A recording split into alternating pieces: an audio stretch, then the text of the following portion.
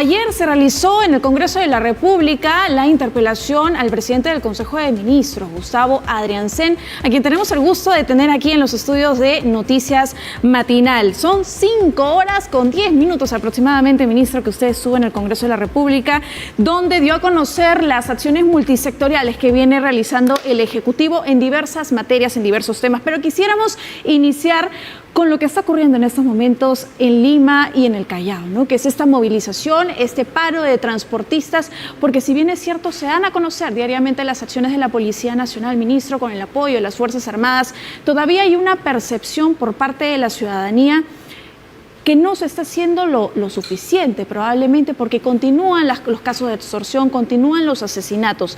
¿Qué decirle a toda la ciudadanía con respecto a este tema, sobre todo a los conductores, que son los más afectados en este momento? Bueno, Mafe, Romy, permítanme, por favor, en primer lugar, expresar mi solidaridad con el gremio transportista que ha tenido en el último fin de semana 2 compañeros asesinados. Lo lamentamos profundamente y, por supuesto, nuestras condolencias a sus familiares. La lucha que estamos haciendo es una lucha contra el crimen organizado, un crimen organizado que tiene diversidad de métodos de acción, la extorsión por un lado, el sicariato por otro, el secuestro, y ellos, a diferencia de nosotros, no tienen respeto por ninguna norma. Nosotros tenemos que ser muy estrictos, muy apegados al ordenamiento legal para enfrentarlos. Estamos trabajando arduamente con la Policía Nacional y con las Fuerzas Armadas. Se ha declarado el estado de emergencia en las provincias de Lima y Callao y nosotros creemos que los resultados que se están obteniendo hasta la fecha son positivos, pero aún insuficientes. Hablo de insuficientes porque la limitación que tenemos en recursos, en capacidades logísticas, no nos permiten como nosotros quisiéramos. Ayer en el Congreso escuchaba una sugerencia de poner un policía en cada autobús. No podemos hacerlo porque no tenemos tanto personal. Entonces nosotros estamos ubicados en puntos estratégicos, en las avenidas neurálgicas, y a partir de ahí hacemos un control territorial de las rutas también.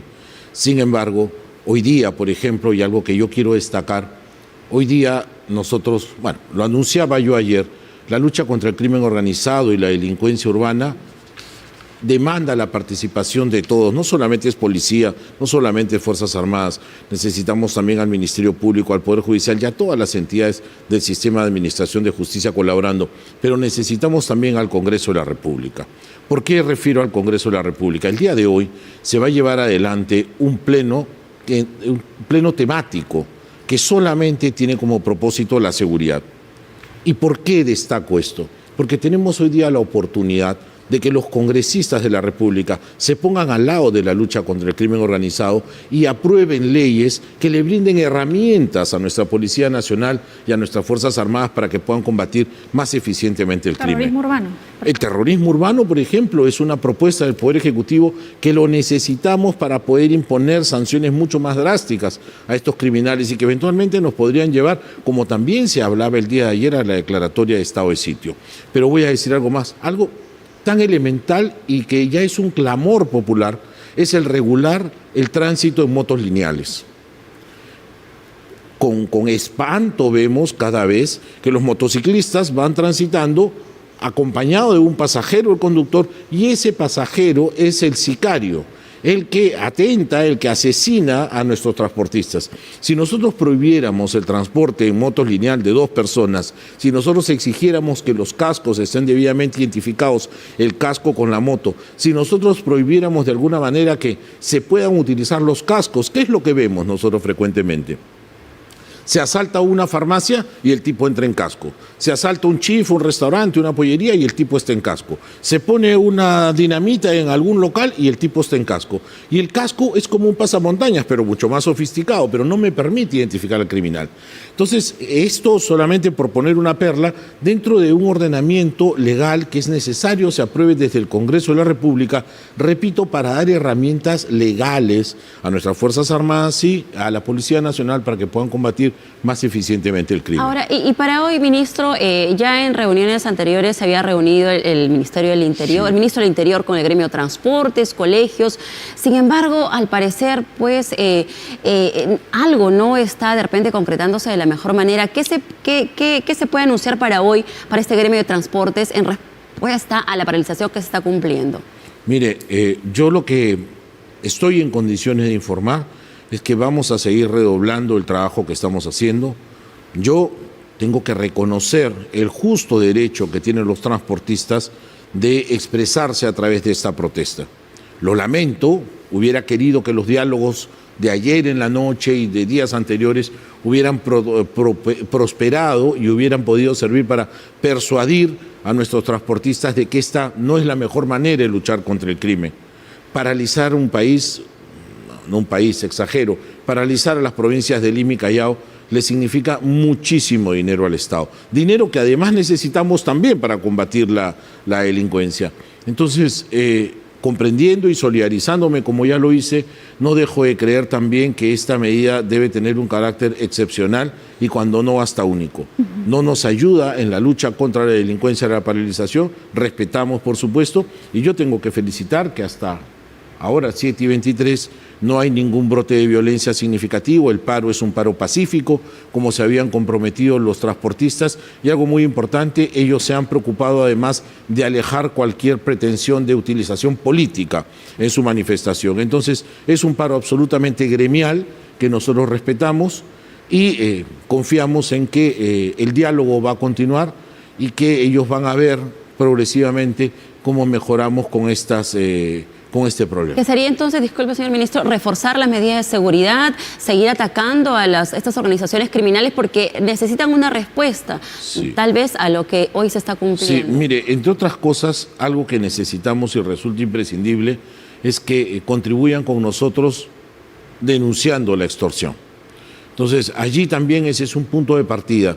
Mucho de lo que sucede, la policía no tiene conocimiento porque el transportista extorsionado prefiere por su seguridad no denunciar. Entonces, si nosotros no tenemos información cierta de la denuncia, cómo provino, quién la está organizando, difícilmente podríamos ayudar en el silencio.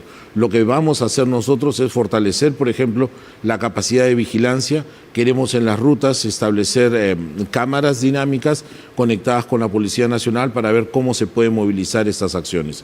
La Policía Nacional está en la búsqueda de los autores del crimen del fin de semana y yo creo que pronto vamos a tener buenas noticias al respecto. Ministro, el estado de emergencia. En aproximadamente 8 días estaría culminando este periodo de declaratoria de emergencia tanto para Lima como para el Callao. ¿Se está evaluando extenderlo? ¿Se van a endurecer las medidas?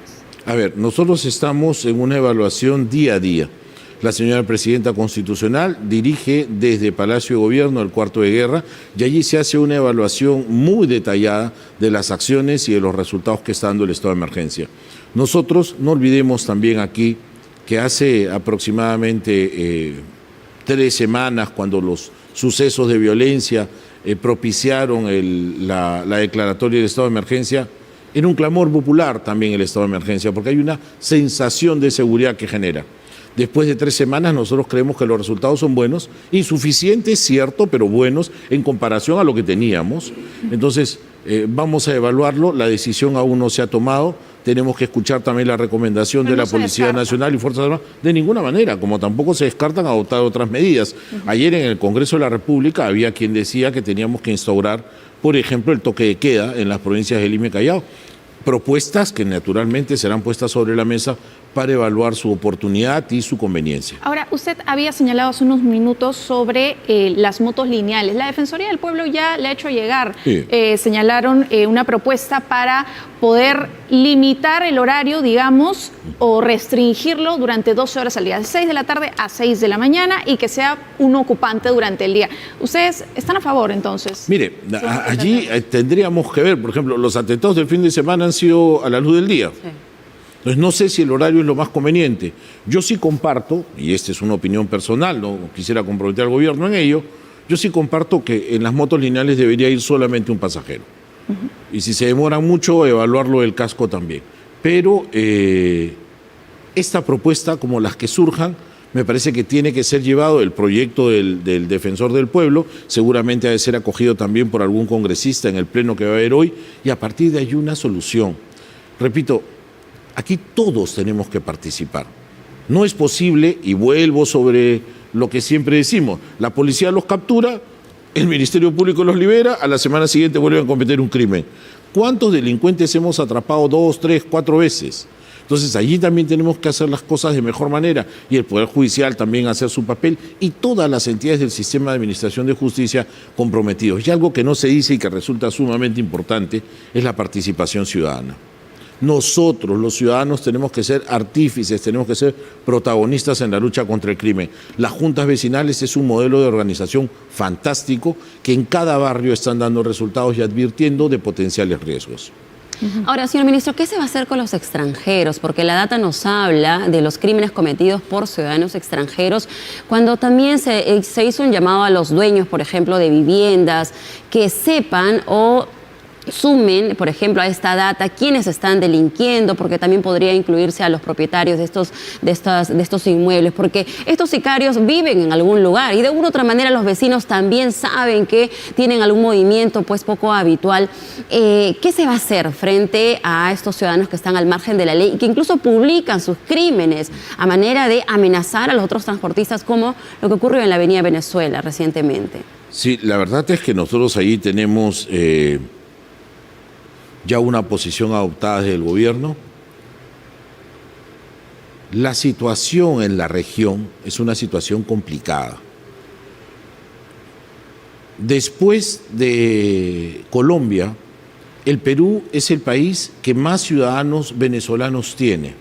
Y Lima es la ciudad número 4 con número de habitantes venezolanos en el mundo. Imagínense, las 3 anteriores, una en Bogotá, por supuesto, y además las que tenemos en la propia Venezuela.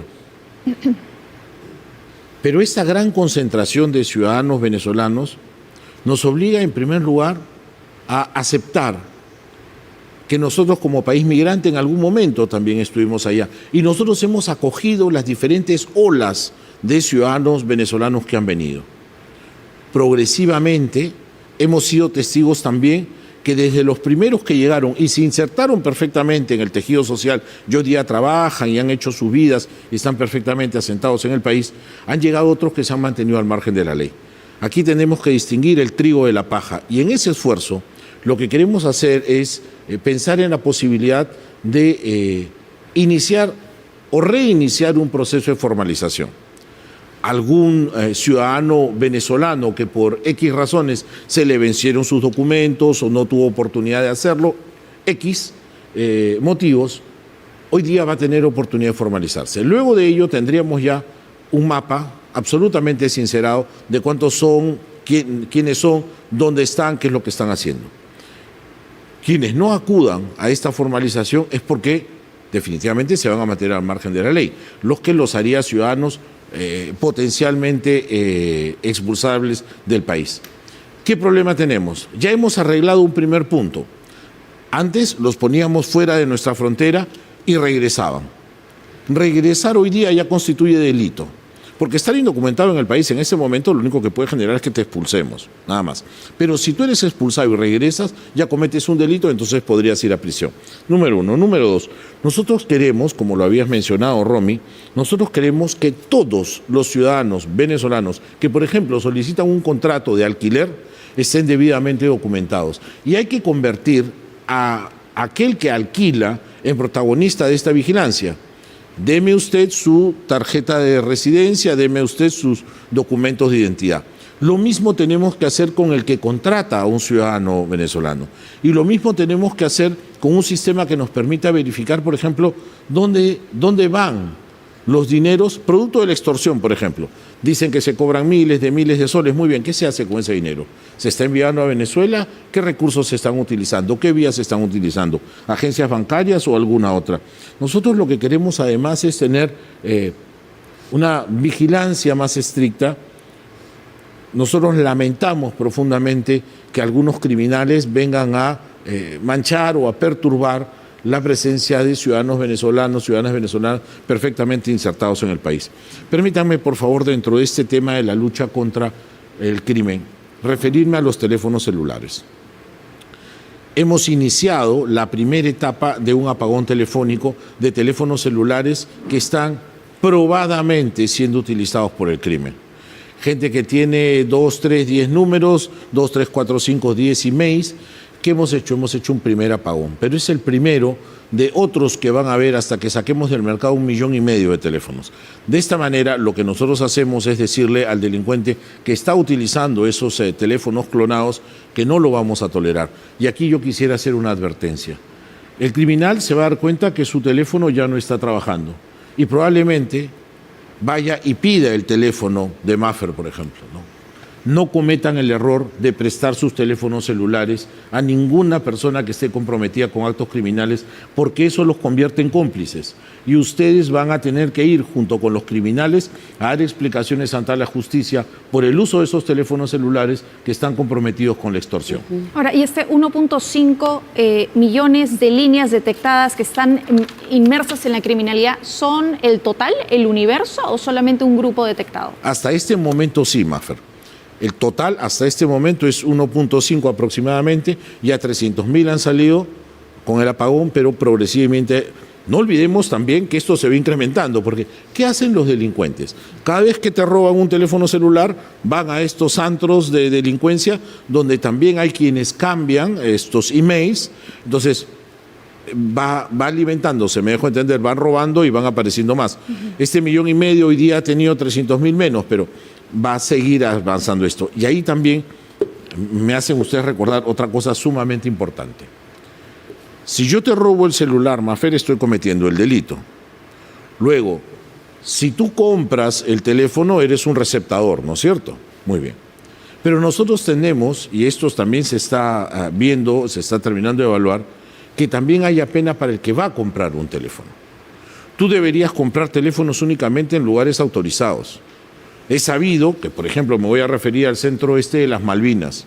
He sabido que allí en Malvinas lo que se hace es comprar teléfonos robados, ¿ok? Claro, sí. Y así como eso, está Malvinas y están otros lugares. Entonces, persuadir a la gente que estás cometiendo un delito si estás comprando teléfonos robados ahí. Pero eso ya se hace, ministro. Hay campañas. Pero no es suficiente. Las hacemos de la PCM, Maffer. No es suficiente. Y hemos hecho campañas publicitarias muy poderosas, diciéndole a la gente, oye, detrás de ese teléfono que estás comprando hay muertos. Ese teléfono está bañado en sangre, no lo compres. Pero no es suficiente, Maffer. Claro. Entonces tenemos que seguir trabajando para que esto cambie. Y esto es un programa de socialización en el que, repito, los ciudadanos son los importantes. O sea, si nosotros no tomamos conciencia de la gravedad del problema, vamos a seguir comprando y ese mercado se sigue alimentando. Ministro, ahora, pero también hay mensajes extorsivos que llegan con números del extranjero, ¿no? De Colombia, de Venezuela, a través del WhatsApp.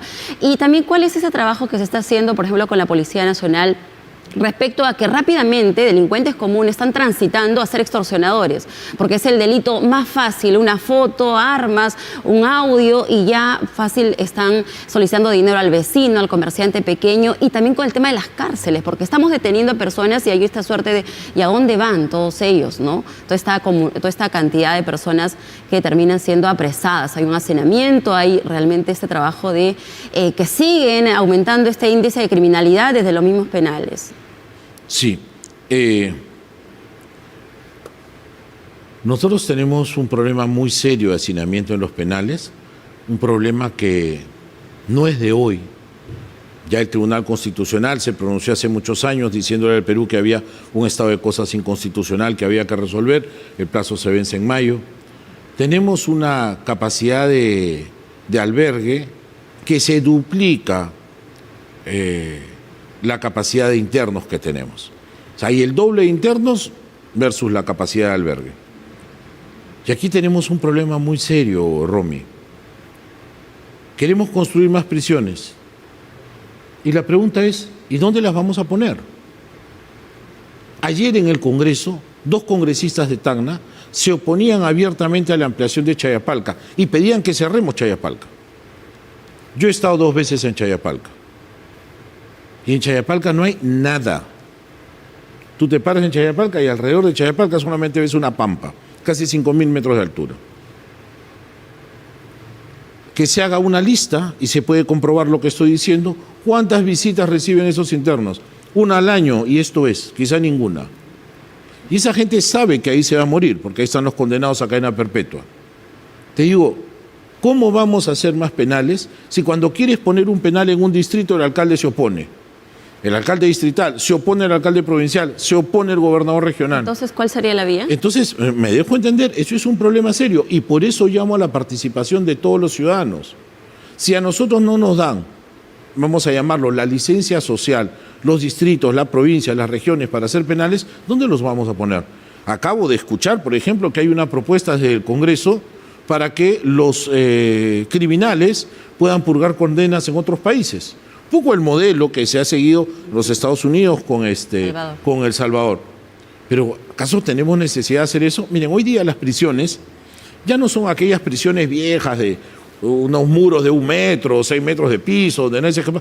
Hoy día es bastante más sencilla la construcción de los penales y lo que hay es servicios de vigilancia electrónicas.